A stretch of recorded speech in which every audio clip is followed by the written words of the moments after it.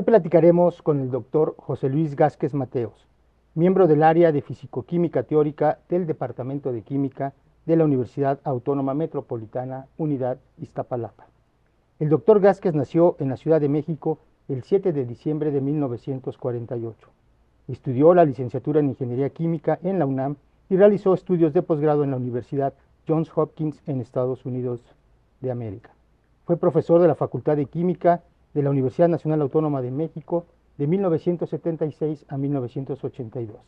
En septiembre de 1982 se incorporó a la UAM, institución que lo nombró profesor distinguido en noviembre de 2009.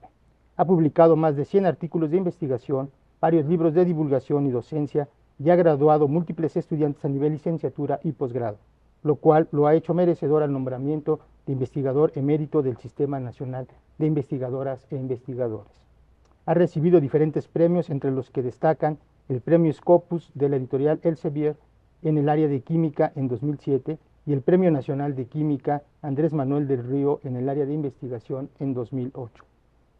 En 2007 es nombrado responsable del Laboratorio Nacional de Cómputo de Alto Desempeño del CONACYT, que enlaza los centros de supercómputo de la UNAM, el CIMBESTAB y la UAM. En la UAM, Unidad Iztapalapa, dirigió el rumbo del Departamento de Química de 1985 a 1989, de la División de Ciencias Básicas e Ingeniería de 1990 a 1994 y fue rector de unidad de 1994 a 1997. Fue rector general de la Universidad Autónoma Metropolitana de 1997 a 2001. Sus líneas de investigación son la teoría de funcionales de la densidad y la reactividad química, entre otras. Doctor Gázquez, muchas gracias por estar hoy aquí y permitir que nuestra comunidad universitaria y el público en general conozcan un poco sobre usted y sobre su brillante carrera académica. Usted nació en la Ciudad de México en 1948, la época del primer presidente civil del México moderno. ¿Cómo transcurrió la niñez de José Luis Gázquez en ese México? ¿Cómo transcurrió su adolescencia? ¿Qué nos puede compartir de estas etapas de su vida? Bueno, pues que en esa época, desde luego, la Ciudad de México era algo muy diferente, ¿verdad? No solo en términos de tamaño y de población, sino en todas sus actividades, ¿no? Entonces, bueno, tuve una niñez creo que muy feliz, como también una adolescencia. Yo hice mis estudios de primaria y secundaria y preparatoria en el Instituto Luis Vives y bueno, es algo que me hace sentir muy orgulloso porque mis padres eran refugiados españoles y entonces yo asistí a esta escuela que era una escuela del exilio español y fue una experiencia maravillosa para mí todo ese contacto que tuve porque la escuela Luis Vives fue una escuela que aunque surgió como motivada por el exilio español y en 1939 entró en operación, fue una escuela que sí se abrió mucho a la comunidad de México. Y entonces yo tenía muchos compañeros que eran mexicanos, de padres mexicanos, y esa mezcla que teníamos se tornó muy agradable. Bien, qué interesante. Oiga, ¿y qué contacto tuvo con la ciencia durante su adolescencia? Bueno, tuve justamente, digamos, hubo un profesor, el profesor que tuve de química en tercero secundaria, me marcó, ¿no? O sea, sí me dejó una huella, ¿no? De que yo quería dedicarme. De hecho, él curiosamente nos habló, y esto no lo puedo olvidar, nos habló algún día de la ecuación de Schrödinger. ¿Sí? Wow, en secundaria. Sí, como algo así, Sí, como sí, un sí, cuento entiendo, de hadas, ¿no? Sí, entiendo. Pero yo se me quedó en la mente como que eso era algo que me podría motivar mucho, porque desde siempre sí me gustaron muchísimo las matemáticas. ¿Sí? ¿Tenía algún científico usted que admiraba en esa época? Pues no en particular, ¿no? Fue este profesor que sí me marcó en esa dirección, ¿sí? Luego tuve otros profesores buenos ahí en el mismo Instituto de Física, muy buenos, ¿no? Pero el que más me marcó fue él, ¿no? Ya, qué interesante. Horacio García. Horacio García, qué interesante. En 1967, a los 18 años de edad, usted ingresa a la Facultad de Química de la UNAM. ¿Qué lo llevó a estudiar ingeniería química? Eh, Vaya, yo en aquel momento sabía que mi interés estaba en la química y pues como algo que ocurría mucho y a lo mejor sigue ocurriendo, que los padres un poco tratan de inducir a los hijos hacia cuestiones donde haya oportunidades laborales, ¿no? Entonces, pues mi padre me insistió en que quizás lo que más me convenía era la ingeniería química. Y bueno, a mí me pareció que era una muy buena idea y entonces así fue como empecé la carrera. Ya. Como estudiante universitario, le toca de lleno el movimiento estudiantil del 68. ¿Qué recuerdos tiene usted de esa etapa de la historia de nuestro país? Pues muchísimos recuerdos, ¿no? Porque fue un parteaguas, ¿no? En este país, en la universidad en particular, el cambio que hubo. O sea, yo había entrado, llevaba ya un año y medio, digamos, cuando estalla el movimiento, y previo a eso, la universidad, al menos la Facultad de Química, y creo que era común en todas las facultades, la relación profesor-alumno era muy, muy rígida, ¿sí? O sea, realmente los profesores, los alumnos no se podían acercar a los profesores, ¿no? Y los profesores tenían una actitud de mucha distancia, ponían mucha distancia con los alumnos, ¿no? Y había, de hecho, profesores que pues realmente hay que decirlo, ¿no? Finalmente nos faltaban al respeto, ¿no? En la manera como actuaban, en la manera como nos trataban, ¿no? Afortunadamente no todos, digo, Sí, había claro. también, pero todo esto cambió radicalmente, o sea, vino el movimiento del 68, cuando regresamos ya para 1969, la relación profesor-alumno era pues más cercana a lo que tenemos en estos días, que es una relación de cordialidad, de buen entendimiento, de buena comunicación, ¿no? Eso creo que fue un cambio muy latente, muy patente, Visible. muy visible. Qué interesante. Bueno, usted se gradúa como ingeniero químico en 1971. ¿Qué perspectivas y oportunidades tenía un joven ingeniero químico de 22 años en ese México? Eh, bueno, ahí justamente retomando de la parte del movimiento del 68, otro cambio muy importante que hubo fue en esa época, en el 67, en el 68, la mayor parte de la planta académica de la UNAM eran profesores de asignatura, ¿sí? De hecho, eran en, en facultades como la de química, la mayor parte de los profesores era gente que trabajaba en la industria, en fábricas, fuera de la universidad, pero que les gustaba dar clases en los temas que ellos dominaban y entonces asistían a impartir los cursos, ¿no? Pero había muy pocos profesores de tiempo completo, ¿no? Como conocemos actualmente, y dedicados a tareas de docencia y de investigación. Realmente en la Facultad de Química se podían contar con los dedos de la mano, ¿no? Y hasta le podían a uno sobrar dedos, ¿no? Mira. Entonces, pero una de las cosas que surgió con el posterior al movimiento fue el deseo por parte de muchos, yo me incluyo dentro de ellos, por ir al extranjero a hacer estudios de posgrado para regresar a la universidad a trabajar ya como un profesor de tiempo completo, ¿sí? Ya. Y entonces ya en las generaciones arribita de la mía y la mía misma, ya fuimos muchos los que teníamos esa perspectiva. Entonces yo yo terminé mi carrera en agosto de 1971 y en septiembre estaba yo ya en Johns Hopkins, en Estados Unidos, haciendo mi doctorado, así que no tuve oportunidad de ver tanto la parte laboral, ¿no? Local en México. Ya. Justo ahora voy a esa parte. En 1971, como usted ya lo mencionó, viaja a la ciudad de Baltimore, en el estado de Maryland, en Estados Unidos de América, y realiza sus estudios de maestría y doctorado en la Universidad Johns Hopkins, doctorándose en 1976. ¿Qué hizo el joven José Luis Gázquez para poder estudiar en Estados Unidos, para poder entrar a esta universidad? ¿Y cómo fue su adaptación a la vida y al trabajo con nuestros vecinos de norte?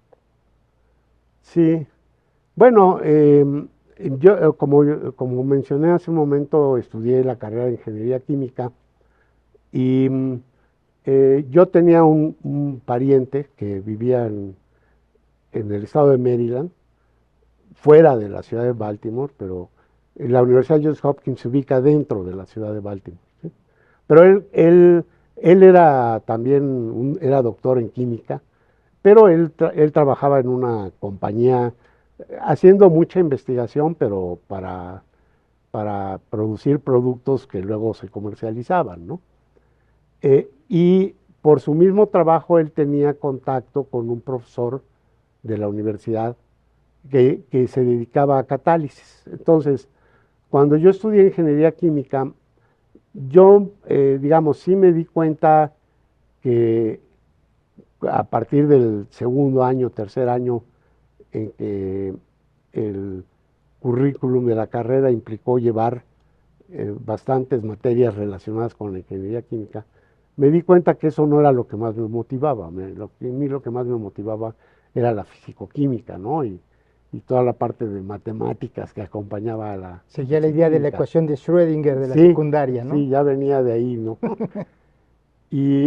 Pero entonces, al terminar yo la carrera, la parte, digamos, que más me había motivado de los temas que había cubierto en ingeniería química había sido el tema de catálisis.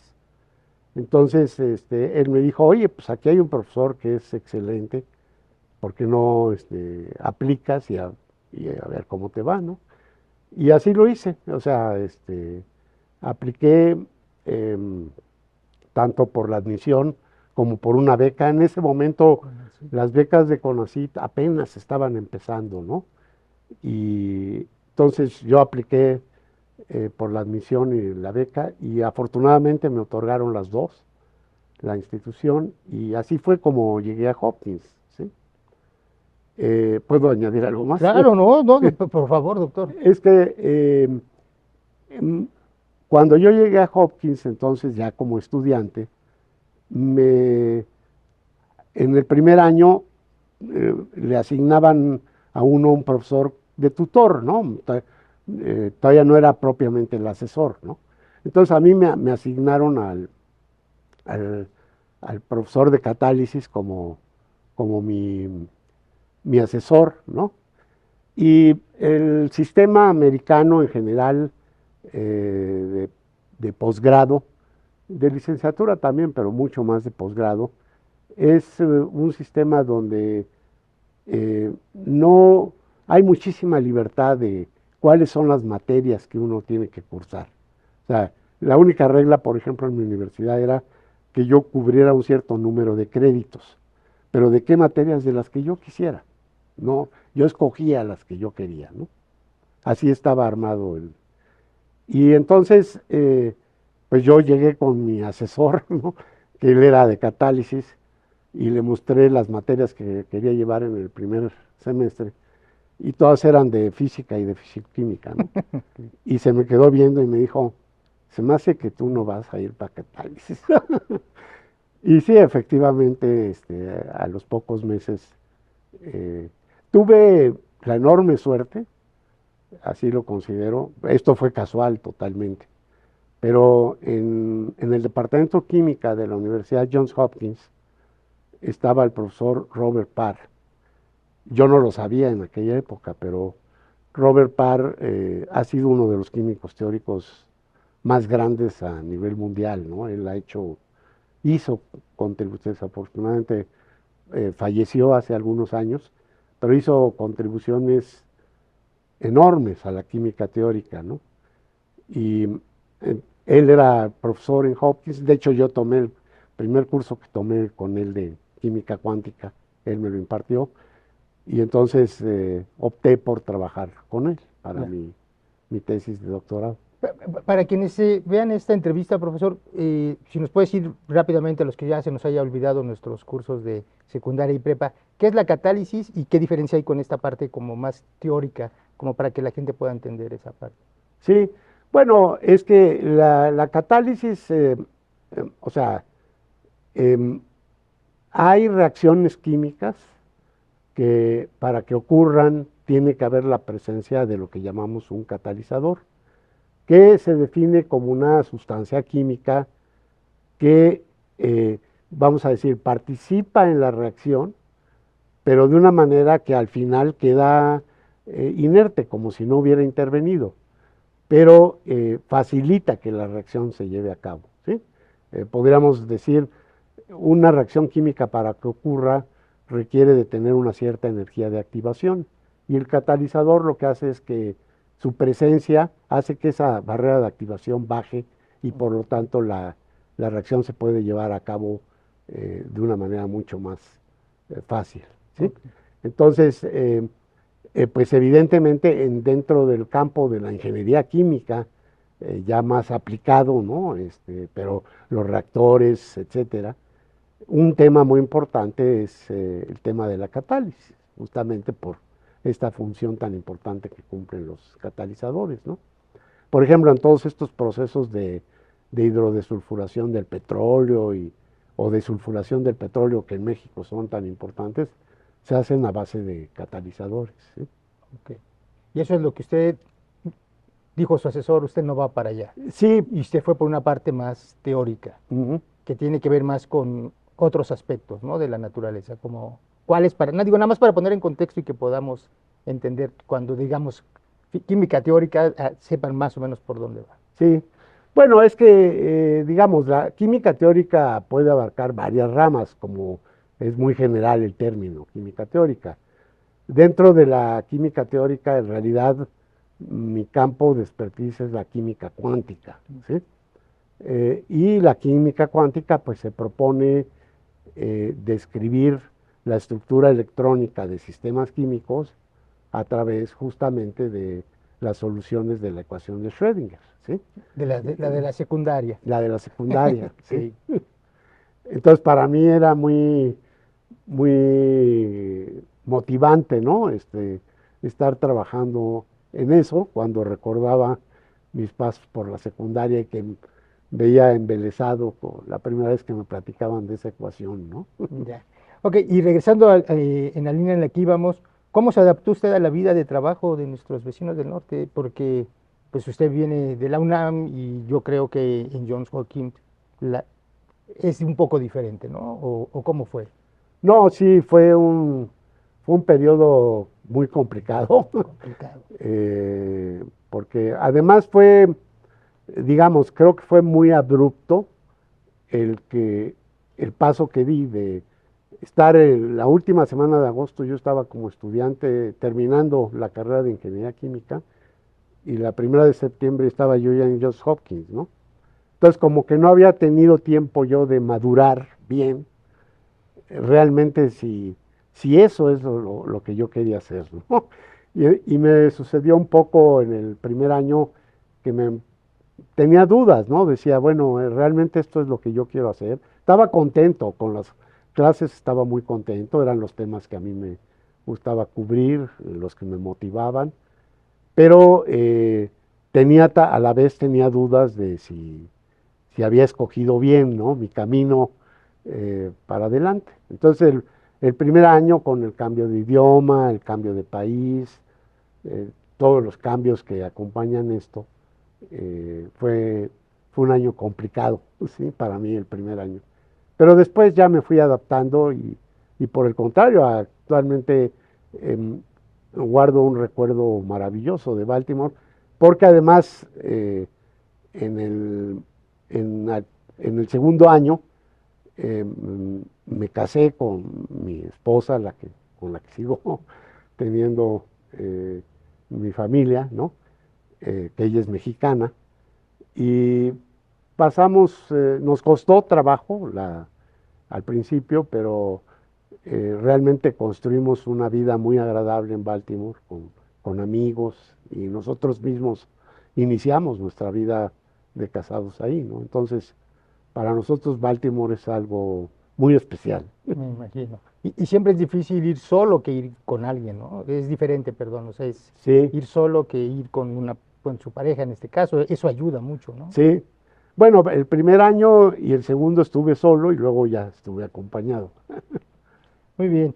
Y ya en retrospectiva, ¿qué significó para usted en lo personal y para su carrera científica el haber realizado el doctorado en esa universidad? Oh, pues significó muchísimo, sí, muchísimo, muchísimo.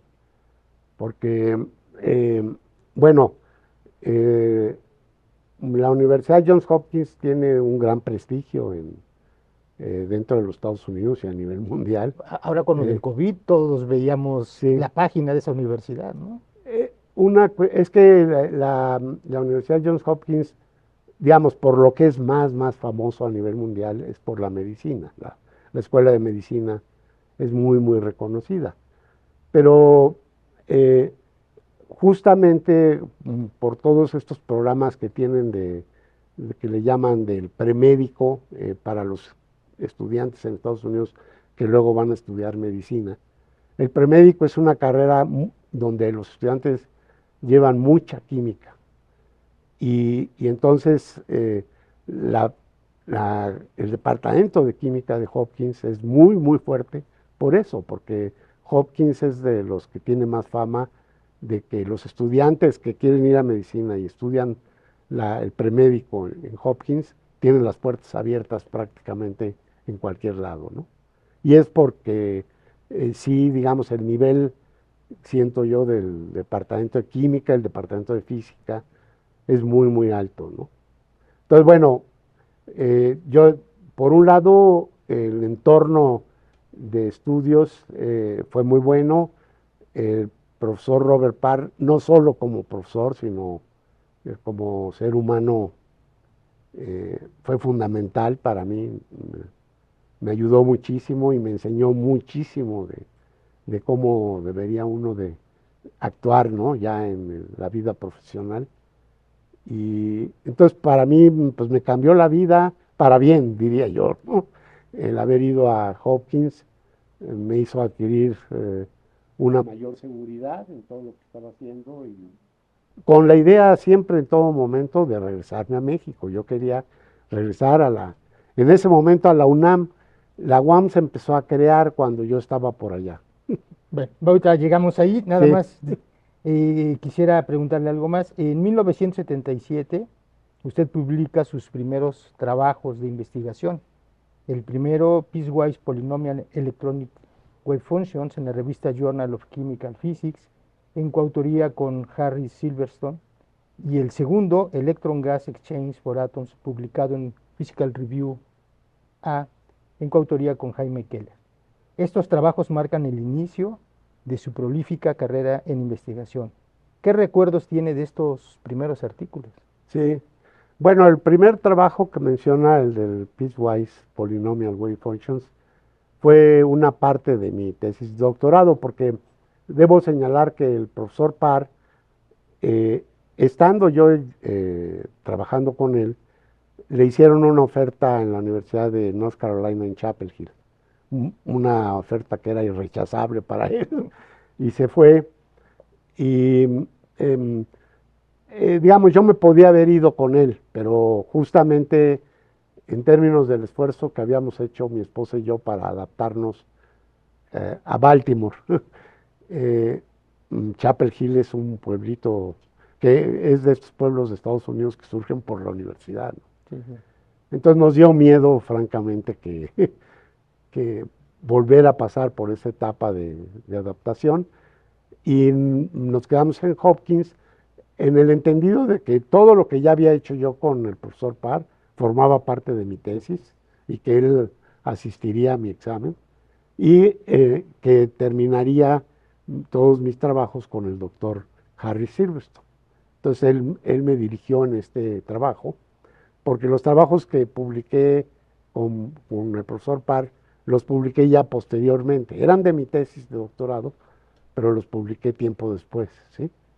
Entonces, este trabajo fue, se puede decir que es parte medular de mi tesis de doctorado y, y pues fue en su momento, creo que una experiencia muy positiva, ¿no? Ese trabajo. Y el otro trabajo que menciona, yo cuando regresé a México, regresé a la Facultad de Química, entré en calidad de profesor directamente, ¿no?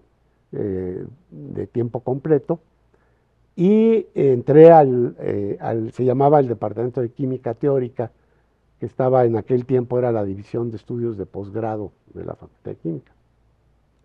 Y ahí, pues el líder académico era el doctor Jaime Keller. Entonces, yo regresé, recién terminado mi doctorado, me incorporé al grupo, ¿no? Y siempre lo he comentado, como que yo veo ese primer par de años como si hubiera hecho una estancia postdoctoral, ¿verdad? Con él, porque regresé e inmediatamente empezamos a trabajar muy activamente juntos y de hecho produjimos varios trabajos y poco a poco después yo fui ya adquiriendo mi independencia, ¿no? Pero esa es la historia de esos dos trabajos, ¿sí? Con Jaime Keller fue el primer trabajo de investigación que yo hice en México. Ya.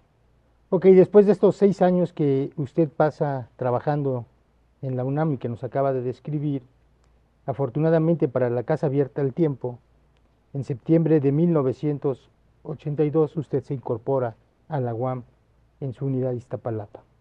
¿Cómo es que llega a la UAM y qué ambiente encuentra usted en la UAM en 1982?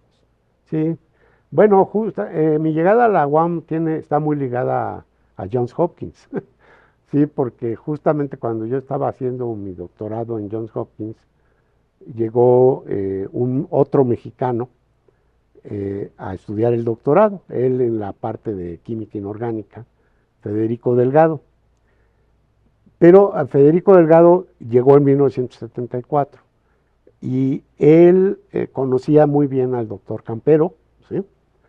Entonces el doctor Campero le había hablado a él de la UAM, ya que se estaba empezando, ¿no?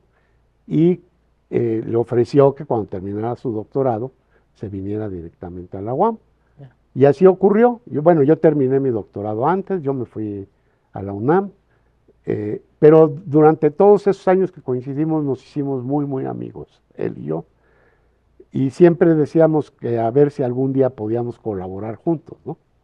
Y entonces justamente en 1982 yo iba a tomar mi sabático, cumplía mis primeros 6 años en la UNAM, y fue cuando yo tenía originalmente el plan de ir al extranjero, pero fue cuando vino toda la crisis económica durísima que tuvimos, y era imposible, ¿no?, que yo pudiera financiarme la estancia en el extranjero.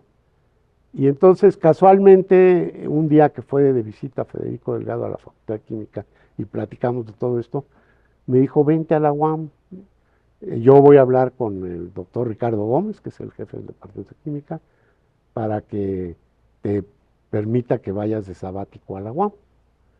Y le dije, bueno, ok, y así fue como llegué aquí a la UAM. Y, bueno, pues me gustó muchísimo, ¿no? Me gustó muchísimo toda la organización académica, ¿no? Todo lo que está establecido, que es la UAM, su vida colegiada tan intensa, pero tan importante a la vez. Obviamente establecí muy buenas relaciones con mis colegas en el Departamento de Química, la cercanía también por la estructura con los físicos, ¿no? Dado que mi trabajo está ahí en la frontera, ¿no? Entonces encontré un ambiente muy positivo y que bueno, en ese momento me daba a mí también la oportunidad de de independizarme más, ¿no? Del grupo que originalmente había estado en la Facultad de Química. Y justamente estando yo en mi sabático aquí, yo había venido por un año, pero el doctor Ricardo Gómez me ofreció que me quedara, que les gustaría que me quedara y que querían que yo ocupara el cargo de jefe del área de química cuántica para impulsar todo el... Digo, ya había muy buenos profesores en química cuántica aquí, pero digamos, él me pidió que yo tratara de empujarla más, ¿no? Bueno, muy bien. Como usted ya nos dijo, un año después de su ingreso a la UAM, usted es nombrado jefe del área de química cuántica del Departamento de Química, cargo que ocupa de septiembre de 83 a noviembre de 85. Y justo en noviembre de 85, usted es designado jefe del Departamento de Química, encargo que finaliza en octubre de 1989. ¿Cuáles fueron los principales retos y contribuciones en su gestión como jefe de departamento? Bueno, en aquella época el departamento de química habíamos 6 profesores con doctorado, ¿no?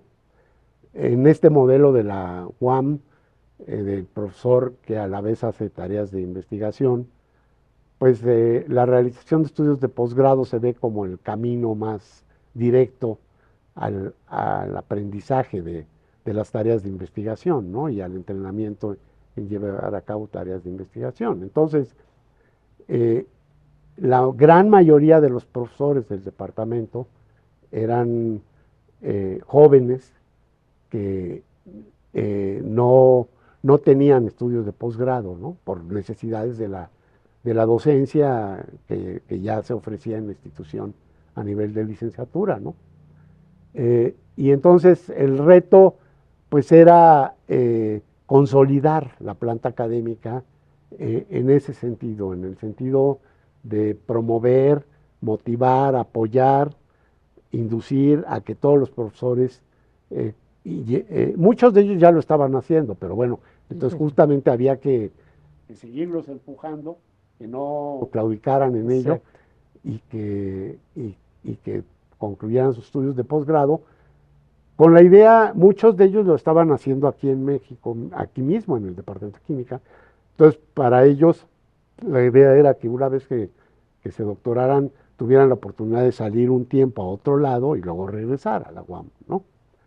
Entonces, ese fue como una estrategia que hicimos en el Departamento de Química, digamos, los profesores que sí teníamos el doctorado, ¿no?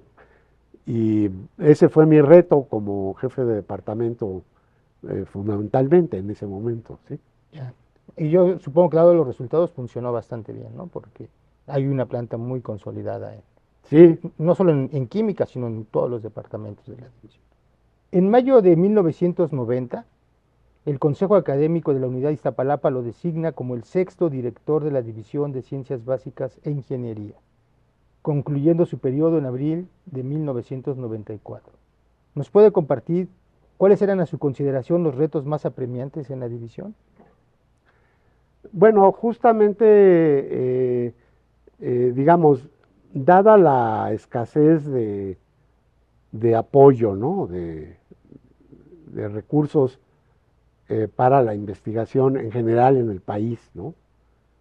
Eh, y que vaya, se manifestaban claramente dentro de la universidad, eh, sentíamos la necesidad en la División de Ciencias Básicas e Ingeniería de dar un brinco cualitativo importante en términos de la infraestructura, cierta infraestructura que sería muy bueno contar con ella, que era infraestructura que en cualquier otro lado que se hiciera investigación en química, en física, en la misma ingeniería química, en biomédica, esa infraestructura debería de existir, pero no la teníamos. Entonces, hubo un momento, tuvimos la oportunidad de que a principios de los 90 hubo un programa que se llamó el PACIME, Programa de Apoyo a la Ciencia en México, que consistió en que se pidió un préstamo al Banco Mundial, pero que esos recursos serían exclusivamente para apoyo a la ciencia en México, ¿no? Canalizados a través de CONACYT. Y entonces, dado que había esa necesidad en la división, pues yo tuve la oportunidad de conducir el proceso como director, porque elaboramos durante 2 años consecutivos proyectos muy grandes de infraestructura, también, claro, con el apoyo institucional, porque llevaron aparejados fondos concurrentes, pero ahí fue cuando se creó el laboratorio central, ¿sí? Por primera vez en la UAM tuvimos 2 microscopios electrónicos, una resonancia magnética nuclear en aquel momento de 750 MHz, que era lo más novedoso que había en el mercado, y el centro de supercómputo, ¿sí? Adquirimos en aquel tiempo una computadora que se conocía como Thinking Machine y que era lo más adelantado en ese momento, junto con otro equipo periférico de Silicon Graphics. Pero entonces fue muy importante para la división ese cambio, ¿no? De empezar a contar ya con esta infraestructura, porque los profesores que tenemos y que teníamos, la verdad siempre he considerado que son muy buenos investigadores y que podían abordar proyectos mucho más complejos de lo que estaban haciendo, pero para ello requerían contar con la infraestructura adecuada, ¿sí? Entonces, creo que durante mi periodo como director, ese era un reto. Afortunadamente hubo una coyuntura en CONACYT y nos dio la oportunidad de dar un brinco, me parece a mí que muy importante, ¿no? Qué interesante. En mayo de 1994, Sí. la Junta Directiva lo designa como el 7º rector de la Unidad Iztapalapa, concluyendo su periodo en noviembre de 1997. ¿Nos puede compartir cuáles eran, a su consideración, los retos más apremiantes en la Unidad Iztapalapa?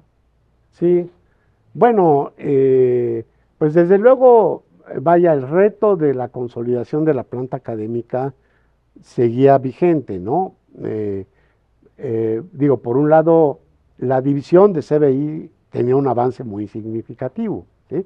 En ese sentido, el Departamento de Química, pues finalmente había tenido éxito en este camino y pues en esas alturas prácticamente la mayor parte de los profesores tenían el doctorado y eran ya investigadores independientes. Pero digamos, la situación era heterogénea, entonces un poco como rector trata uno de influir, ¿no? Y en trabajar con las otras divisiones. Y también un aspecto muy importante era que el posgrado, donde más se había desarrollado por la cuestión misma de la planta académica, era en la división de CBI, ¿sí? Pero se observaba que la división de ciencias sociales tenía un potencial muy fuerte, porque también había avanzado mucho en la consolidación de su planta académica, y la división de ciencias biológicas y de la salud también. Entonces, yo traté como rector de la unidad de impulsar mucho a que estas 2 divisiones, particularmente en sociales, desarrollaran sus planes y programas de estudio de posgrado y empezaran a formar recursos de maestría y de doctorado. Entonces, en este periodo se crearon varios posgrados en ciencias sociales. Se creó el posgrado que es compartido con CBI y CBS del doctorado en biología, ¿sí? Y también está compartido con la unidad Xochimilco, ¿sí? Y entonces avanzó mucho en esta parte de los posgrados, por un lado. Y por otro lado también, digamos, tuvimos pues la fortuna de contar con recursos. Una necesidad importante ya en ese momento en la unidad eran los espacios físicos, porque obviamente como había habido un crecimiento importante de la plantilla y del alumnado, pues necesitábamos mucho más espacio que el que teníamos. Todas las divisiones realmente ya estaban con el espacio muy apretadas. Entonces, bueno, en ese periodo se amplió también, se hizo el anexo del S, se construyó el edificio F para la división de ciencias sociales, ¿sí? Y hubo dos proyectos, particularmente un proyecto muy importante relacionado con el edificio W, y fue que la Agencia de Cooperación Internacional de Japón le ofreció a México que iba a poner un laboratorio y que ellos lo iban a equipar totalmente para que se dedicara a hacer estudios de contaminación ambiental fundamentalmente. Y entonces, afortunadamente, había gente dentro del Instituto Nacional de Ecología en aquel momento, que eran los encargados de este proyecto, que veían a la UAM con muy buenos ojos, ¿no? A la UAM Iztapalapa en particular. Y entonces, entre nosotros y este grupo, convencimos a los japoneses de que el mejor lugar para ubicar este laboratorio era en la unidad de Iztapalapa, ¿sí? Y ellos lo aprobaron finalmente, y motivado por ellos que construimos el edificio W. Obviamente, además, se hizo con espacios adicionales para apoyar justamente las necesidades que tenían también otros grupos. Pero así fue como surgió ese edificio, ¿sí? Qué interesante. En diciembre de 1997, la Junta Directiva lo designa como el octavo rector general de la Universidad Autónoma Metropolitana, concluyendo su periodo en noviembre de 2001. ¿Nos puede compartir ahora cuáles eran, a su consideración, los retos más apremiantes de la Universidad Autónoma Metropolitana? Sí. Bueno, digamos, en mi periodo hubo una situación, vamos a decir, de escasez de recursos, ¿no? Cambió la moneda. Sí, y bueno, con todas las devaluaciones y todos los cambios que hubo, obviamente eso no se vio reflejado en los presupuestos que nos asignaba el gobierno federal. Y aparte, digamos, el CONACYT no mantuvo el mismo ritmo de la década de principios de los 90. Entonces había un reto en general de financiamiento de la universidad, ¿no? Y pues fue una de las tareas a las que me tuve que dedicar con mayor atención, ¿no? A garantizar que la universidad contara con los recursos para poder seguir operando lo mejor posible y que no se viera interrumpidas ninguna de sus actividades y proyectos, ¿no? Entonces, este fue un punto, creo que muy importante, que me tocó vivir a mí como rector general. ¿Sí? Muy bien, profesor. Al término de su gestión en la Rectoría General, usted continuó su vida académico-administrativa en el Instituto Mexicano del Petróleo, donde de enero de 2002 a mayo de 2005 se desempeñó primeramente como coordinador académico del posgrado y posteriormente como director ejecutivo de investigación y posgrado. ¿Qué lo llevó al IMP? Bueno, pues es que en ese momento el director del Instituto Mexicano del Petróleo era el doctor Gustavo Chapela, ¿sí? A quien yo conocía muy bien de la UAM. Yo había sido director de división cuando él fue rector general y siempre habíamos establecido una relación muy, muy cercana. Y en ese momento hubo una modificación muy importante en lo que sería la ley orgánica del Instituto Mexicano del Petróleo, y se le confirió la facultad de poder dar grados de posgrado, o sea, dar grados académicos de maestría o de doctorado, ¿no? O de especialidad. Y entonces el doctor Chapela me invitó para que yo creara esos posgrados, ¿no? Que yo creara el programa de posgrado del Instituto Mexicano del Petróleo. Entonces, por eso es que primero fui coordinador, y ya después de que armamos todo el proyecto del posgrado. Al cabo del tiempo también me pidió el doctor Chapela que él creía que lo natural era que la investigación quedara también bajo el mismo cobijo, ¿no? Y entonces ya por eso tomé ese otro cargo. Muy bien. Regresando a su carrera académica, durante su tiempo como órgano personal en la UAM, usted publicó 31 artículos de investigación, es decir, no obstante su actividad administrativa y todo lo que ya nos comentó que eran los retos, nunca dejó la investigación. Más aún, dos de sus artículos más citados los escribe en 1994, en colaboración con un estudiante suyo, Francisco Méndez. ¿Cómo se le hace para combinar la academia y la administración? ¿Cuántas horas hay que trabajar para lograrlo? La verdad yo lo veo muy difícil. Sí, bueno, digamos, es una cuestión gradual. La mayor parte de esos artículos, muchos de ellos corresponden a mi periodo como jefe del Departamento de Química. Digamos, digo, esto no quiere decir que no fuera demandante la tarea de jefe del Departamento de Química, pero como uno incluso físicamente estaba yo en el mismo edificio R, Sí.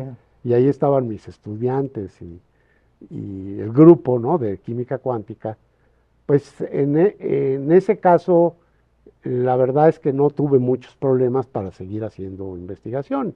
Yo más o menos procuraba, sí trabajaba muchas horas al día aquí en la UAM, entonces procuraba atender todos los asuntos de la jefatura hasta por ahí de las 4 o 5 de la tarde, y luego me solía quedar hasta las 9 o 10 de la noche con mis estudiantes trabajando, ¿no?, en la parte de investigación.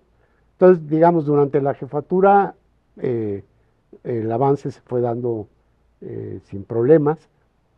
Ahí salieron la mayor parte de esos artículos, pero posteriormente, cuando fui director de división, justamente tuve tres estudiantes de doctorado que todavía estaban conmigo, uno de ellos Francisco Méndez, con los que pues le buscábamos, ¿no? Nos hacíamos los huecos para poder reunirnos y discutir lo que estaba haciendo él, lo que estaba haciendo Ana Martínez, lo que estaba haciendo Andrés Cedillo, y pues afortunadamente concretamos varios trabajos, ¿no? Cuando fui rector de unidad, de hecho, ya no tuve, ya había graduado a todos mis estudiantes de doctorado con los que yo tenía un compromiso. Ya preferí no tener en ese momento más porque no iba a poder responderles bien. Y entonces, en ese periodo, sí tengo algunas publicaciones de 97. Esos trabajos los hice fundamentalmente en los periodos vacacionales de la UAM, ¿no? Yo llegaba las 4 semanas de la UAM y para mí eran oxígeno puro para hacer investigación, ¿no? Como soy teórico, ¿no?, yo me encerraba en mi casa y trabajaba ahí. Por eso incluso son artículos donde aparezco yo como autor único, ¿no?, porque los hacía yo en esos tiempos, ¿no? Y cuando fui rector general sí no pude publicar nada. O sea que cada vez se va complicando más en la administración. Mientras más uno va para arriba, es más demandante. Sí. Debo decir, sin embargo, que siempre me mantuve activo en la parte de docencia. Entonces, cuando fui rector de la unidad, cubrí varios cursos. No era constante, ¿no?, pero trataba de que sí fuera. Y cuando fui rector general, yo venía aquí a las 7 de la mañana a la Unidad de Iztapalapa a dar mi curso, ¿sí? Y eso me ayudaba mucho porque me mantenía en contacto con los estudiantes, digamos, de una manera más directa, ¿no? Pero además algo curioso, ¿no? Porque generalmente a los rectores les dicen que todo está bien, ¿no? Y entonces ahí tenía yo la oportunidad de venir y ver cómo estaba la unidad. Problemas de tipo administrativo, ¿no? Pero los podía ver justamente porque llegaba, nadie sabía que estaba yo aquí, ¿no? dando clases. Entonces, también me ayudó para tener información De primera mano. de primera mano, ¿no? O sea, yo mismo la constataba. Bueno, en junio de 2005, usted regresa a formar parte del Departamento de Química de la UAM. Y en 2007 publica, de los más de 100 artículos que ha producido en su carrera, su artículo más citado, Electrodonating and Electroaccepting Powers, con Andrés Cedillo y Alberto Varela. ¿Qué Vela. significa, perdón? Alberto Vela. Vela, tiene toda la razón. ¿Qué significa para usted este artículo? Pues mucho, vaya, digo, es que yo siempre, aunque estuve en el Instituto Mexicano del Petróleo, siempre tenía en mi mente que eso era temporal y yo quería regresar a mi trinchera de profesor, ¿sí? Que es la actividad que más me gusta, ¿no? Hacer las actividades de docencia y de investigación me motiva mucho. Entonces, en el regreso fue un periodo complicado, ¿no? Volver a o sea, porque fue un cambio de nuevo total en mi vida respecto a lo que es el día cotidiano de un funcionario, a lo que es el día cotidiano de un profesor, ¿no? Entonces ahí hay un cambio importante. Y digo, uno mismo tiene yo tenía dudas de si sería capaz de volver a regresar a la investigación, porque realmente pues la había abandonado un buen número de años, ¿no? Y entonces empecé a trabajar con mucho entusiasmo, con mucho esfuerzo, ¿no? Me ayudó mucho todos los compañeros del área porque ellos me motivaban y con ellos discutía muchas cosas, Andrés Cedillo, ¿sí? El mismo Francisco Méndez, ya estaban, ellos no estudiaron directamente conmigo, pero Jorge Garza y Rubicelia Vargas eran como mis nietos académicos. Entonces, el ambiente era muy agradable y en ese contexto es que me vino la idea de este artículo de las potencias electrodonadora y electroaceptora, ¿no? Y hay un punto interesante sobre este artículo. Yo lo mandé a publicar a Journal of Physical Chemistry, ¿sí? Y sí es el Journal of Physical Sí, Chemistry, en el A. el A. Y entonces, en el primer arbitraje había dos árbitros que hablaban bien del trabajo y uno que ponía una pregunta que era muy difícil de contestar, pero que era válida, ¿sí? Pero era difícil de contestar con una respuesta absoluta, ¿no? Y entonces el editor, como que yo lo noté que mostraba cierta duda, ¿no? Y no sé por qué, es en el único trabajo que lo he hecho esto, pero decidí hablarle por teléfono al editor Bueno, sí. para preguntarle, pues que yo ya había dado todos mis argumentos, ¿no? Entonces, él me gustó mucho porque él estuvo platicando conmigo, estuvimos platicando como una hora por teléfono y discutiendo y me hacía preguntas. Algo que me gustó mucho es que se veía que él se metía a fondo en los trabajos que estaba revisando como editor de Journal of Physical Chemistry, ¿no? Y entonces, pero logré convencerlo y recuerdo que le dije, mire, no se va a arrepentir, nos va a ir bien con este trabajo. Y entonces lo aceptaron y efectivamente, ¿no? O sea, Muy citado. sí. Profesor, en 2007 usted es nombrado responsable del Laboratorio Nacional de Cómputo de Alto Desempeño del CONACYT, que enlaza los centros de supercómputo de la UNAM, el CIMBESTAB y la UAM. ¿Nos puede comentar en qué consiste este Laboratorio Nacional?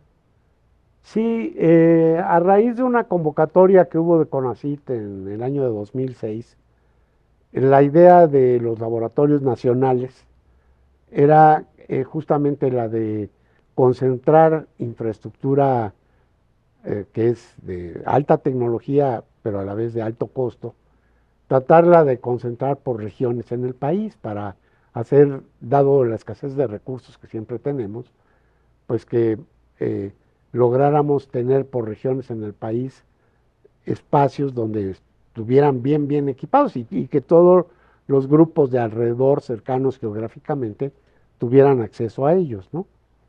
En ese contexto, a nosotros se nos ocurrió la idea, mm, en ese momento en la UNAM, el jefe de la DGT, que era el doctor Alejandro Pisanti, a quien yo conocía muy bien, había sido mi alumno en la Facultad de Química, alumno en algún curso, yo no le dirigí nada, pero tenía una relación muy cercana con él, y estaba el doctor Alberto Vela en el CIMBESTAB, que él había sido mi alumno de doctorado, ¿no? Y entonces platicamos que estaba en ese momento ya desarrollándose mucho la idea esta de los grids, ¿no? De tener cúmulos de procesadores dispersos geográficamente, ¿no? Esa es la definición del grid. Entonces, pensamos que era una buena idea, en el marco de esa convocatoria, proponer formar un grid, las tres supercomputadoras que teníamos, ¿no? Y entonces que para ello podríamos pedir los recursos a CONACYT para atender una línea de fibra óptica que pudiera correr a través de los túneles del metro, ¿sí? Y que con los fondos concurrentes cada institución pusiera en operación una supercomputadora razonable, ¿sí? Entonces, en ese momento ya prácticamente tenía listo y lo puso en operación a los pocos meses de que nos aprobaron el proyecto. La UNAM tenía Cambalam, que tuvo un tiempo hasta que terminó su tiempo de vida media. Nosotros compramos a Itzaloa, que nos duró bastantes años y luego ya fue sustituida por Yoltla. Y en el CIMBESTAB se tardaron un poquito más, pero finalmente instalaron la computadora que se llama Xuicotl, que es con la que siguen trabajando. Ya está casi, como decimos, se le da respiración artificial, pero ahí va, ¿no? Sigue dando servicio. Y entonces el proyecto fue aprobado.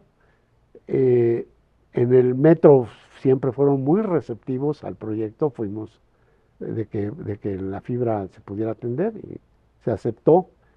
Y entonces, efectivamente, estamos enlazados a través de una red de fibra óptica y tenemos un convenio entre las tres instituciones que no caduca en el tiempo, ¿no? Donde se establece todas las políticas de operación de este laboratorio nacional.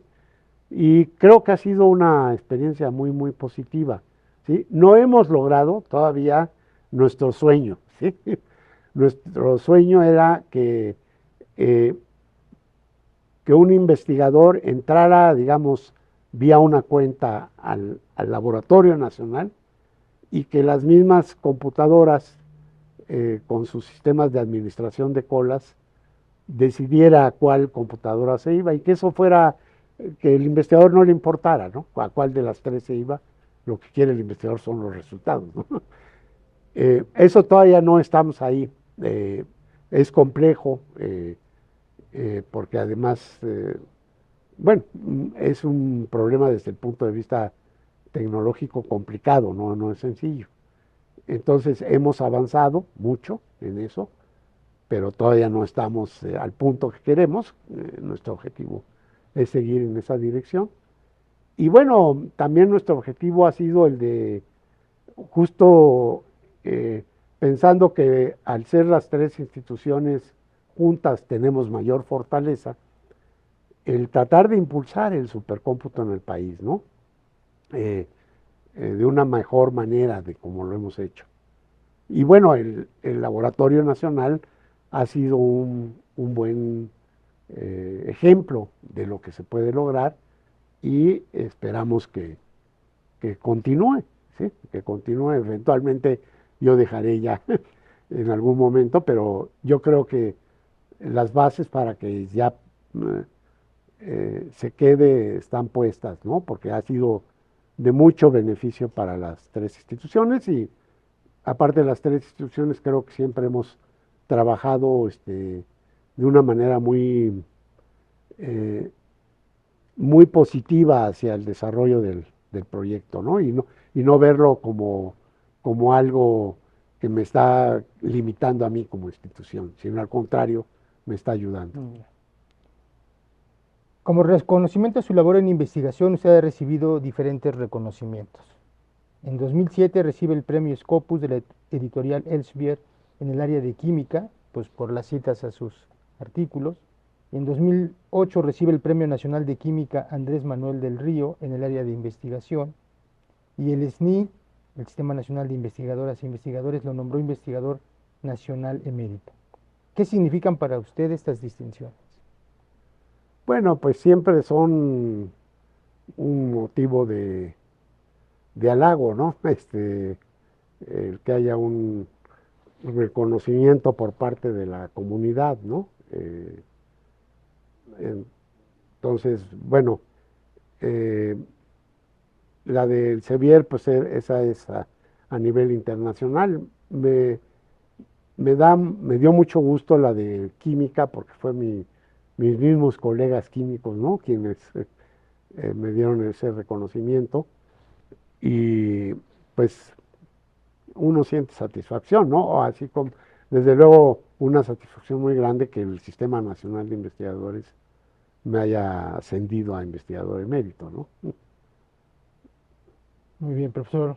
Pasando ahora a su papel como docente, usted ha impartido diversas materias en el lenguaje de la UAM, unidades de enseñanza-aprendizaje, del plan de estudios de la licenciatura y el posgrado en química.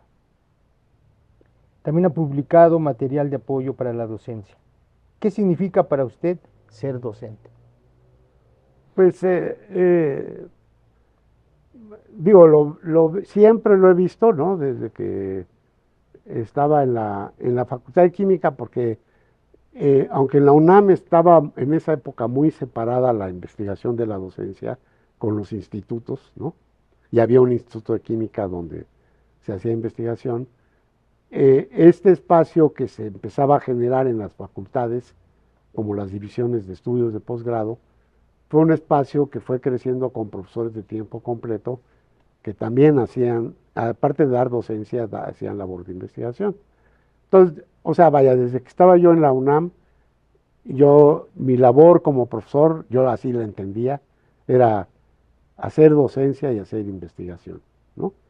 Y yo las dos las disfruto muchísimo, ¿no? O sea, siempre me ha gustado mucho dar clases, ¿no? Y tener el contacto con los alumnos. Conforme va uno envejeciendo, es todavía más agradable el mantener ese contacto con los jóvenes, ¿no? Creo que es algo muy positivo. Y pues para mí el- tanto la docencia en el aula como la docencia que se da por la dirección de tesis es una labor que me gusta mucho desarrollar porque creo que hay mucho talento, que nuestros jóvenes tienen mucho talento y ojalá que uno pueda poner un granito de arena para que ellos desarrollen más y eso se vea en beneficio de nuestro país, ¿no? Entonces, sí, lo veo tan importante como hacer investigación. Oiga, profesor, ¿y qué opinión le merece la docencia que se imparte actualmente en la División de Ciencias Básicas e Ingeniería? Pues yo creo que es muy buena, ¿no? Digamos, sí, por cierto, justamente a lo mejor me regreso un poquito. Eh, Adelante. Como rector general, aparte de este problema financiero que mencioné, y esto tiene que ver con la pregunta que me acaba de hacer, eh, mm, yo consideraba que veníamos de este impulso fuerte a la formación de profesores con estudios de posgrado para las tareas de investigación, y entonces eh, podíamos pensar que había habido un cierto abandono a la parte de docencia, porque habíamos concentrado más nuestros esfuerzos en toda la UAM en esa formación de profesores, ¿no? Entonces yo lancé una iniciativa que la llamé de reflexión sobre la docencia a nivel de toda la universidad. Fui a las 9 divisiones a presentarles la iniciativa para invitar a todos los profesores de cada una de las divisiones a que se sentaran a reflexionar cómo estaban haciendo la docencia y cómo podían mejorar toda esa labor de docencia, ¿no? Y de formación de estudiantes a nivel, sobre todo a nivel de licenciatura. Entonces este proceso duró prácticamente lo lancé al final del primer año de mi gestión y se mantuvo hasta el final. En el último año es que aprobamos en el colegio académico las nuevas políticas generales de docencia y las políticas operacionales, que son las que le competen al colegio, que daban este marco nuevo, resultado. A mí me parece que eso es muy positivo porque fue el resultado de la discusión entre todos los profesores, no fue una imposición que viniera de arriba, ¿no? Y ya, o sea, todo se fue gestando a través de múltiples reuniones en los departamentos, en las divisiones, en las unidades, ¿no? Y colectivamente las 3 unidades y finalmente en el colegio. La comisión del colegio estuvo 2 años trabajando y este marco creo que era muy importante. Hubo la unidad de Iztapalapa, por ejemplo, desarrolló sus políticas operativas a partir de lo que se había aprobado en el colegio y instrumentaron acciones que creo que han sido muy, muy positivas, ¿no? Entonces, vaya, siempre hay espacio para mejorar, ¿no? Y siempre debemos de tener en mente la idea de mejorar, ¿no? Nunca conformarnos que con lo que estamos haciendo ya estamos bien, ¿no? Eso no está en mi mente nunca, ¿no? Yo creo que siempre hay que tratar de mejorar. Pero, digamos, ante la pregunta, yo creo que la división ha hecho esfuerzos muy loables para ir mejorando sistemáticamente toda su labor de formación, ¿no? de los estudiantes a nivel licenciatura, y pues creo que ha habido avances. Siempre hay posibilidades de mejorar más, pero creo que ha habido avances importantes, ¿no? A lo largo del tiempo. Una pregunta similar, pero ahora en otra de nuestras actividades sustantivas. ¿Cuál es su opinión de la divulgación que hacemos en nuestra labor académica en la División de Ciencias Básicas en Química? Bueno, ahí creo que a lo mejor sí nos está todavía faltando, ¿sí? Creo que, digamos, es parte de la evolución, ¿no? Pero creo que sí sería muy importante que la división, porque tiene mucho que ofrecer hacia la sociedad, ¿no?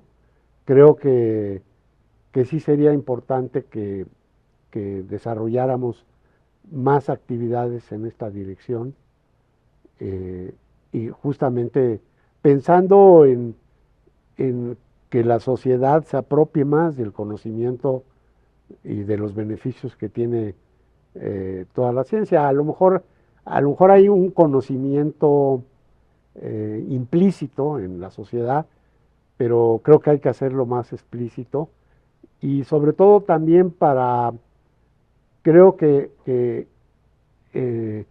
al menos yo siempre he tenido esa sensación de que en México la sociedad en general no reconoce porque no conoce el trabajo que se hace en las universidades públicas tan importante de investigación, ¿no? Y de formación de recursos humanos. O sea, la sociedad nos ve más como formadores de recursos humanos del nivel licenciatura, de hecho, y no nos reconoce tanto por los aportes que podemos hacer a problemas nacionales a través del trabajo científico, ¿no? Entonces, creo que sería muy bueno que sí impulsáramos más esta dirección de divulgación para hacer más visible todo el trabajo que desarrollamos, para ayudar a que la misma sociedad se beneficie, ¿no? de de ese conocimiento y para lograr entonces tener una situación mucho mejor que la que tenemos actualmente. Aprovechando que lo acaba de mencionar, en formación de recursos humanos usted ha contribuido muy positivamente, ya que ha dirigido 4 tesis de licenciatura, 4 de maestría y 10 de doctorado. De hecho, usted formó a 3 de los 8 miembros del área de fisicoquímica teórica. ¿Qué importancia tiene para José Luis Gázquez formar recursos humanos? Y relacionado con esto, ¿qué sentido tiene para la sociedad mexicana seguir formando científicos? Sí, bueno, a mí me parece que es algo fundamental, ¿no?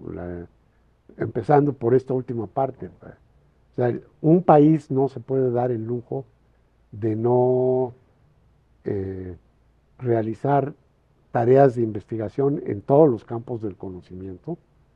Eh, para mí aquí hay eh, una postura que se manifiesta muchas veces que creo que es, no sé si llamarla equivocada, pero con la que, digamos, no comparto plenamente, y es que muchas veces se nos acusa a las universidades de no estar vinculados con la sociedad y de no estar atendiendo los problemas de la sociedad, que lo que hacemos no tiene nada que ver, ¿no? Es que yo creo que aquí hay un desconocimiento, porque, digamos, el país como país, para poder mantenerse avanzando como país, necesita que haya investigación en todos los campos del conocimiento. Todo esto permea, yo siempre he pensado que la educación superior es el motor del desarrollo en un país, ¿sí? Y una de esas funciones muy importantes justamente tiene que ver con el conocimiento que va generando, que, por ejemplo, se traslada a los planes y programas de estudio desde la primaria, ¿sí? O sea, eh, desde la primaria, la secundaria, la preparatoria y la carrera.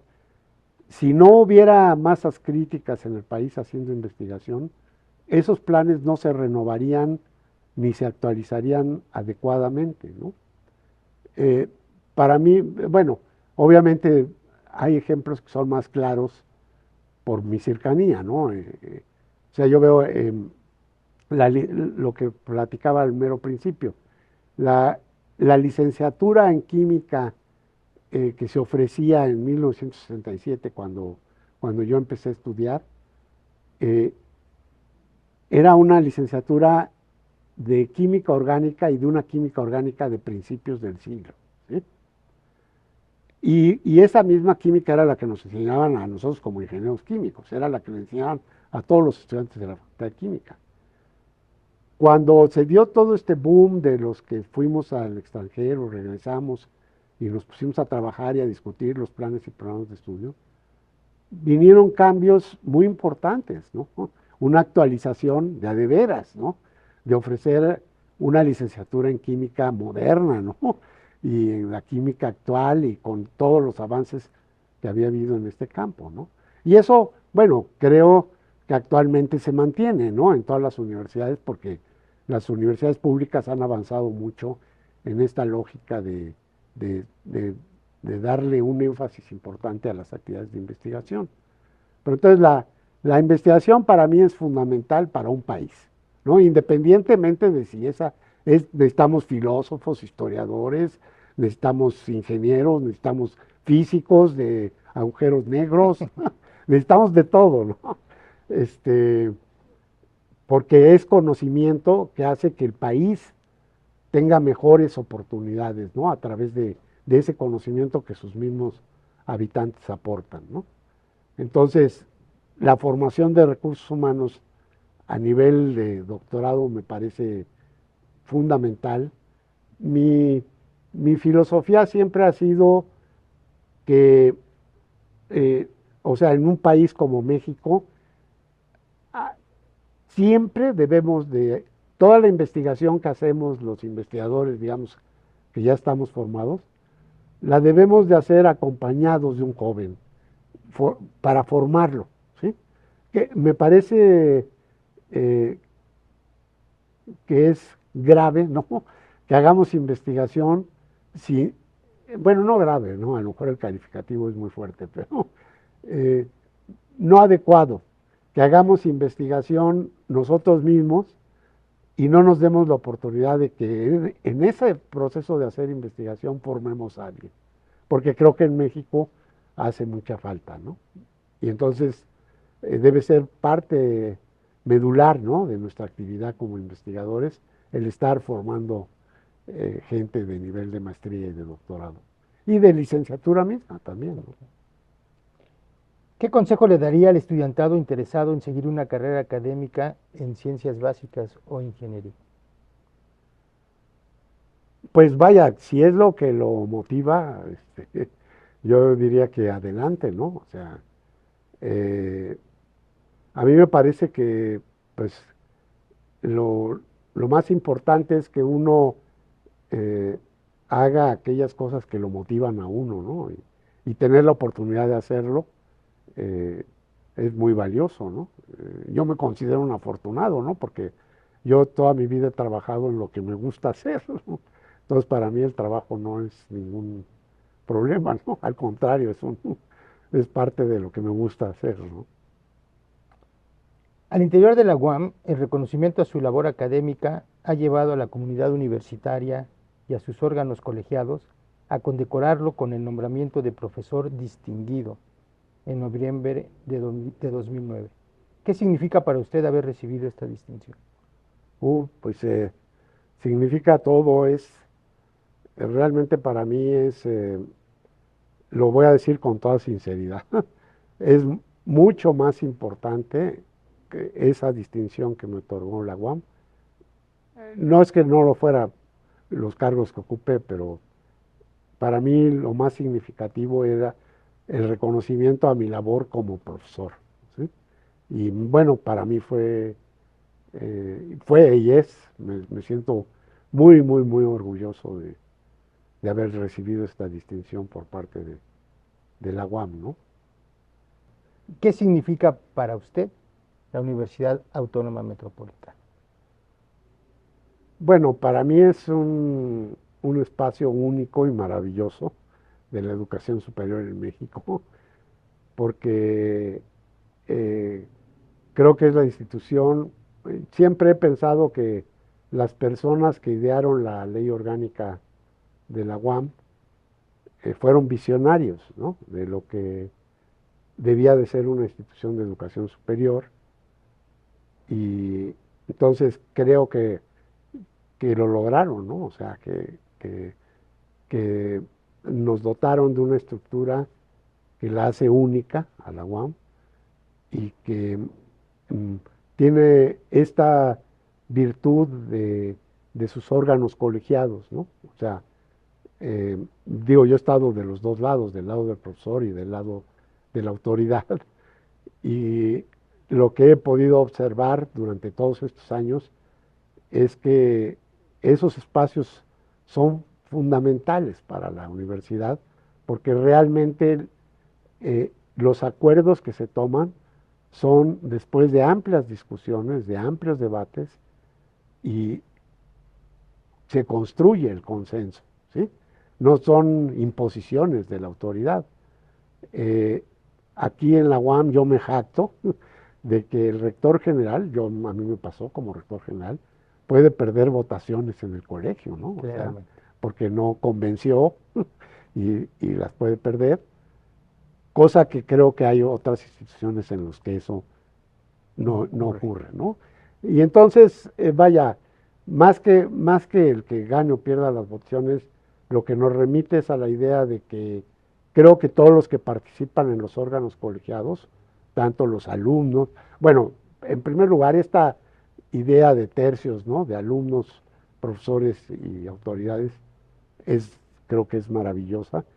Y entonces todos los que participan ahí, a los alumnos, los profesores y las autoridades, participan con el mejor espíritu de buscar a través de la discusión, el diálogo y los argumentos qué es lo mejor para la universidad, ¿no? Aun cuando cada uno tiene responsabilidades diferentes, ¿no? pero creo que esa es parte de la magia, ¿no? De los órganos colegiados. Entonces, para mí la UAM, bueno, yo digo que cuando me quedé aquí en la UAM, porque siempre digo que yo me enamoré de la UAM, ¿sí? Me gustó tanto, tanto que pues, para mí fue muy fácil tomar la decisión de quedarme y es algo que estoy feliz de haber hecho, ¿no? O sea, todos estos años en la UAM me he sentido muy feliz y sigo viviendo muy feliz. Muy bien. Profesor, en su opinión, ¿cuál debe ser el papel actual que deben jugar las universidades públicas y en ese caso, qué papel debe desempeñar la UAM? Bueno, es un poco lo que decía antes, ¿no? Las universidades públicas yo creo que son el motor del desarrollo, porque las universidades públicas generan los recursos humanos, tanto a nivel de licenciatura y posgrado, ¿no? Pero podemos ver que de las universidades entonces egresan las personas que van al sector productivo, ¿no? Y que, que laboran en diferentes lugares, ¿no? Entonces, ahí hay un aporte muy importante de la universidad, ¿no? Hacia la sociedad.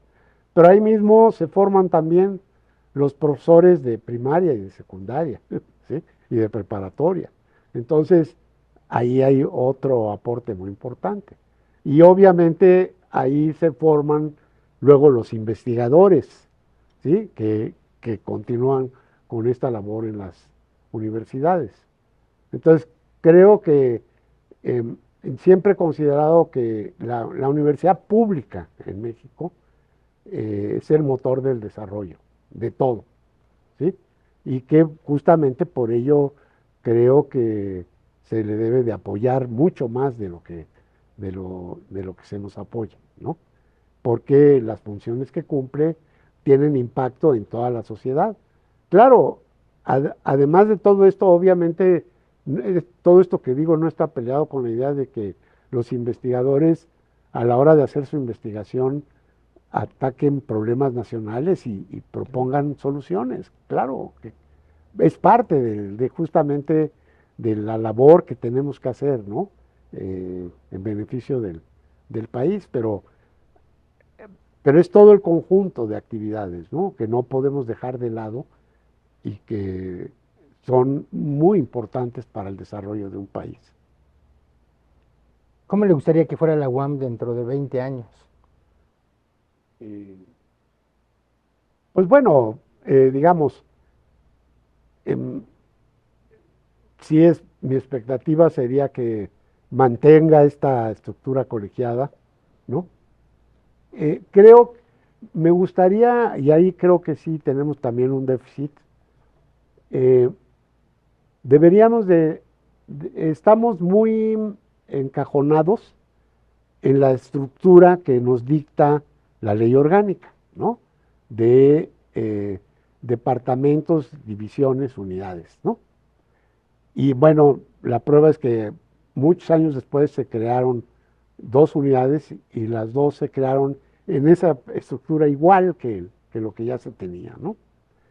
Y por ejemplo, yo veo, y ahí sí se lo reconozco a la UNAM, la UNAM creo que ha tenido capacidad de crear espacios, muchos de ellos, por ejemplo, en provincia, eh, vinculados a investigación, pero también a docencia. De hecho, en varios de estos espacios actualmente ellos imparten carreras de nivel de licenciatura. Y entonces, no sé, no es que esté yo pensando que a lo mejor la figura de crear institutos en la UAM pudiera funcionar, ¿no? Bueno, yo creo que es algo en lo que sí debemos de reflexionar para pensar cómo podemos, como institución, crecer, pero no necesariamente todo apegado al mismo cartabón, porque además, por ejemplo, lo que estamos observando es que a mí me tocó ser presidente del colegio académico con 3 unidades. Entonces, era un colegio muy manejable, ¿sí? Actualmente 5 unidades, el incremento de número de personas que participan lo hace mucho más complejo, ¿no? Entonces, eh, digo, yo he llegado a pensar que a lo mejor el camino sería de hacer muchas UAMs en el país, ¿no? O sea, el modelo de la UAM replicarlo, pero y casi con la dimensión original, ¿no? De 3 unidades, este, y una rectoría general, pero poderlo replicar, ¿no? En otros lados. Pero de cualquier manera, al interior nuestro, creo que sí tenemos ese déficit, que sí debemos de tratar de discutir y de ver si alguien se ilumina y se le ocurre de qué forma, pero creo que el agua tiene que lograr abrir espacios que queden dentro de la estructura, pero que representen novedades respecto a lo que tenemos actualmente, ¿no? Y sobre todo, además de que representen novedades, que tengan un fin muy importante eh, hacia la presencia de la UAM en la sociedad mexicana, ¿no? Esa pregunta me parece relevante, sobre todo por todos los cargos que usted ha tenido. Para las generaciones que ahora dirigen los destinos de la universidad y para las generaciones que la dirigirán en el futuro inmediato, ¿qué consejo les puede dar usted para seguir consolidando el proyecto de la UAM? ¿En qué aspectos se debe poner especial cuidado? Bueno, eh, pues yo creo que yo siempre he pensado que los que ocupan cargos, que los cargos yo le llamo así, son cargos de servicio. O sea, uno está de director para servir a la comunidad o de jefe de departamento para servir a la comunidad, ¿no? Que el jefe de departamento es, cada espacio tiene una comunidad de un cierto tamaño, digamos, ¿no? Pero la función principal no es eh, no es ¿cómo llamarlo? El, el lucimiento personal. La función principal es el ayudar a que los profesores y los alumnos puedan hacer y desarrollar sus actividades en las mejores condiciones posibles y con la mayor estabilidad posible, ¿sí?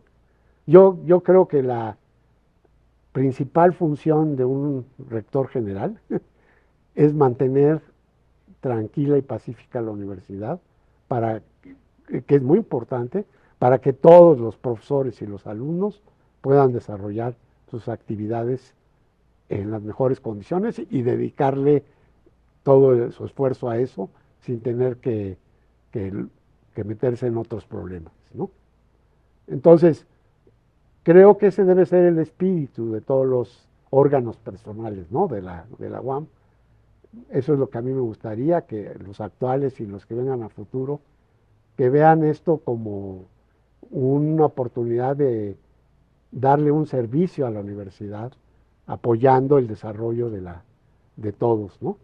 Y, y aparte escuchar, ¿no? Porque luego a veces hay personas que no escuchan, ¿no? En el sentido de que tienen ideas casadas, preconcebidas, y no escuchan para analizar a fondo si puede haber otras posibilidades, ¿no? Y yo creo que si algo, siempre lo he dicho, si algo caracteriza a la comunidad de una universidad, es que es una comunidad pensante, ¿sí? Entonces, eh, uno como autoridad debe darse la oportunidad justamente de recibir mucho de la visión y, y de las propuestas que surgen de esta comunidad pensante, ¿no? Y estar abierto a ellas para aprovecharlas en beneficio de todos. Aquí lo importante es la colectividad, ¿no? Y que todos salgan adelante. Profesor, ya para ir concluyendo, ¿qué pasatiempos tiene usted adicionales a la química? Eh, bueno, pues eh, digo, de joven no lo practiqué tanto, pero me gusta mucho el fútbol soccer, ¿sí? Ah, ¿a qué equipo le va? Al América. Híjole. Ok. Sí, yo le iba a la América desde que era de Jarritos, ¿eh? En, el América no siempre fue de Televisa, Ah, esa historia no la conozco. en, en 1900, bueno, yo le empecé a ir a la América en 1955, que tendría yo 7 años, porque mi papá, yo vivía muy cerca esto no es necesario que lo graben. Bueno, de todos modos lo van a grabar. Bueno, es que nosotros vivíamos, mi papá trabajaba en una fábrica que estaba muy cerca de Ciudad Universitaria. Ok, Y entonces podíamos ir caminando al estadio, ¿sí? De CU. En esa época, de la que te estoy hablando, los Pumas no tenían equipo, ¿sí? ok. El estadio de Ciudad Universitaria jugaban Atlante, Necaxa y América, ¿sí? Eran los tres equipos que jugaban ahí. Y entonces, un buen día, yo convencí a mi papá que me llevara al estadio. Era un partido del América contra el León, no se me va a olvidar nunca. Los Eh, panzas verdes. sí, no sé si oye, tú eres mucho más joven, a lo mejor no oíste hablar de Walter Ormeño. Un poco. Sí, bueno, era en ese tiempo era el portero del América, ¿sí? Era un cuate muy alto, ¿no? Medía 2 metros. Es el papá no, abuelo del jugador que hay en el pueblo actualmente, el Ormeño. Este, entonces fui al partido, el partido lo ganó el América 3-0. Pero Ormeño era de esos, en aquella época había porteros que se ponían de lado en un penalti. No se ponían en el centro de la portería, sino se ponían pegados a un poste. Era común en Europa, en todos lados, ¿no? Y él se puso al lado. Entonces el del León pensó que se iba a mover y se lo tiró a ese lado, pero él no se movió y se la agarró. Entonces para mí pues quedé embelesado, ¿no?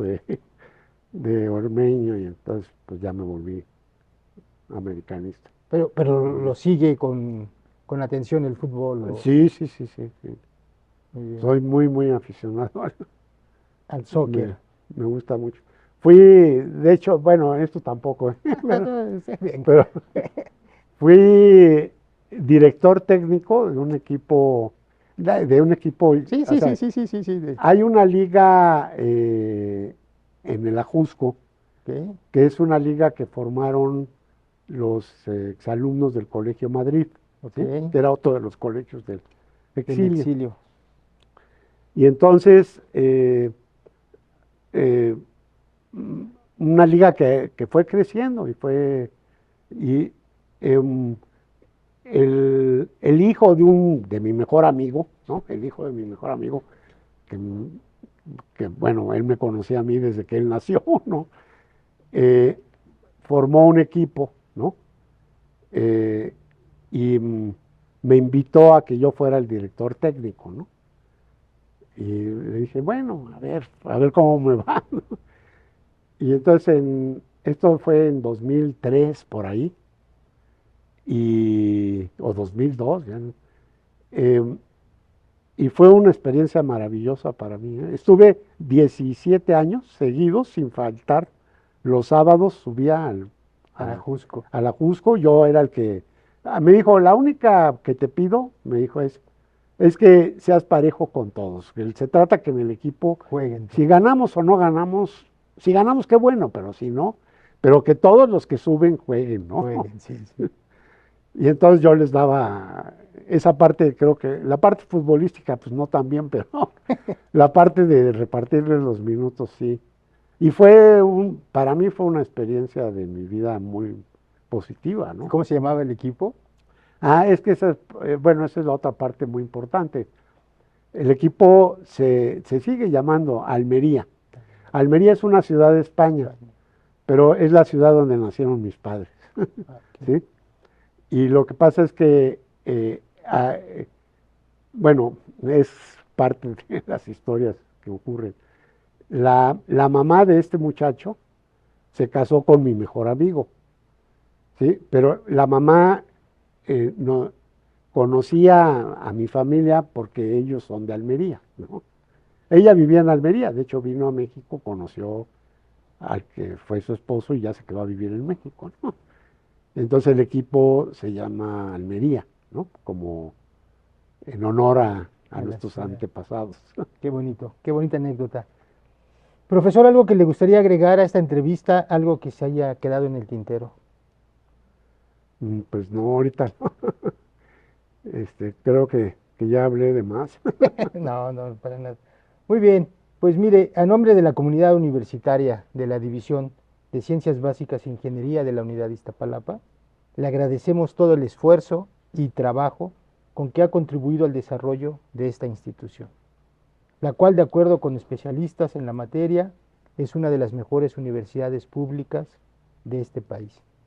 Nuestro respeto y admiración a su labor universitaria. Estamos orgullosos de que usted sea UAM y gracias también por esta entrañable plática. No, muchas gracias a ustedes. A quienes nos escuchan, muchas gracias por acompañarnos. Nos encontramos pronto en esta su casa abierta al tiempo.